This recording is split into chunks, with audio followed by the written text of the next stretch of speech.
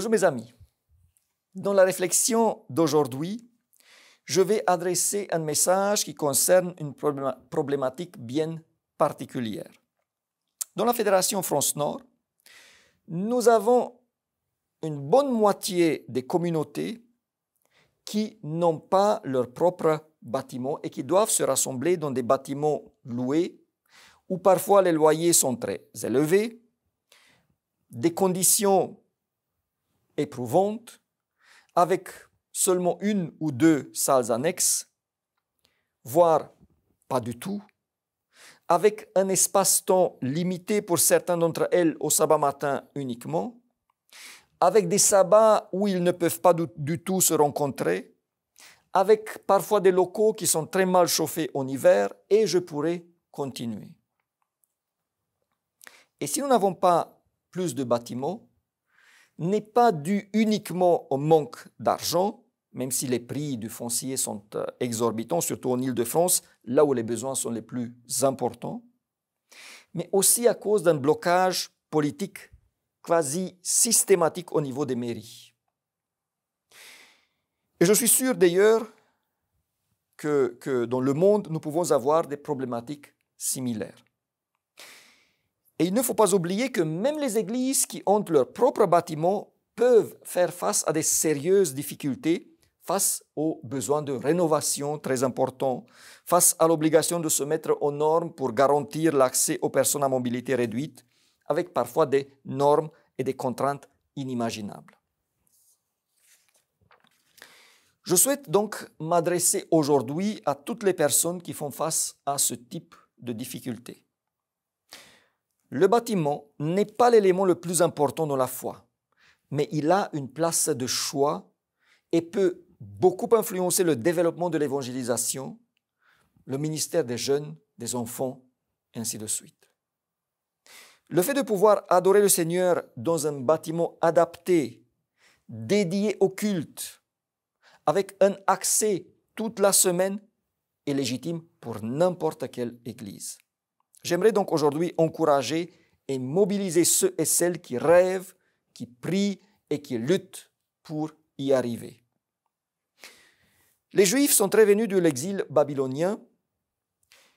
Ils ont recommencé la reconstruction du temple de Jérusalem, mais face à l'adversité de leurs ennemis, ils ont abandonné. Des années après, ils s'en remettent, mais beaucoup de choses n'allaient pas. Déjà, ils n'avaient pas le permis de construire, car les travaux ont été arrêtés par l'ordre du roi. Ensuite, si on se rappelait le premier temple, celui qu'il commence à construire, promet d'être une cabane. Il n'y avait pas de photo entre les moyens qu'avait Salomon et ceux dont il dispose maintenant.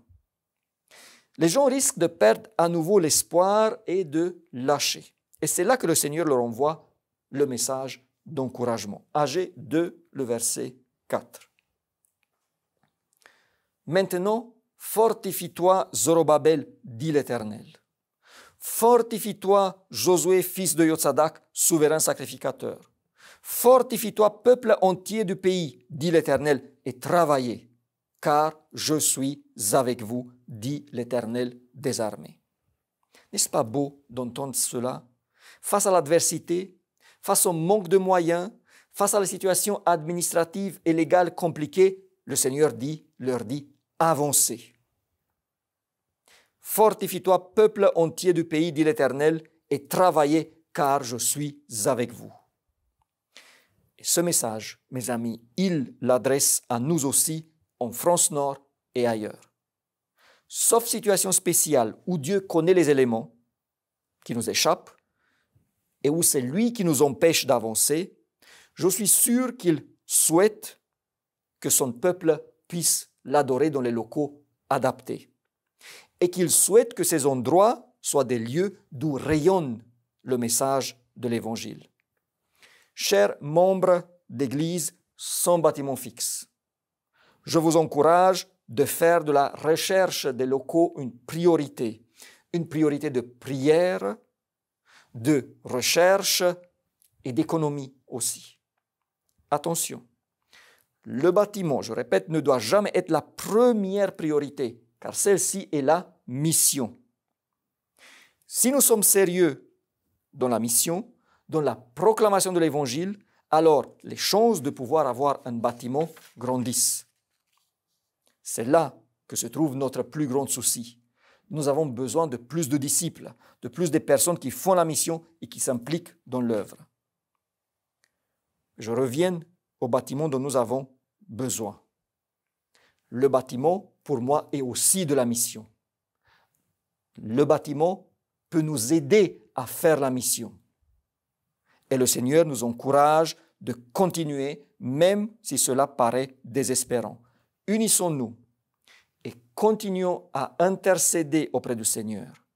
Continuons à chercher. Continuons à faire tout ce qui est à notre portée pour que notre Église, pour que nos églises aient des lieux à elles dédiés à l'adoration. Et même s'il y a des lieux comme l'Île-de-France, où tout essai semble voué à l'échec, nous avons un Dieu qui sait bénir les efforts de ses enfants, comme pendant le temps de la reconstruction du temple. Je sais ce que vous allez dire. Et la fédération, qu'est-ce qu'elle fait pour nous? Nous sommes pleinement conscients de ce besoin criant et nous voulons accompagner chaque projet viable. C'est notre devoir. Nous avons bien sûr des limites.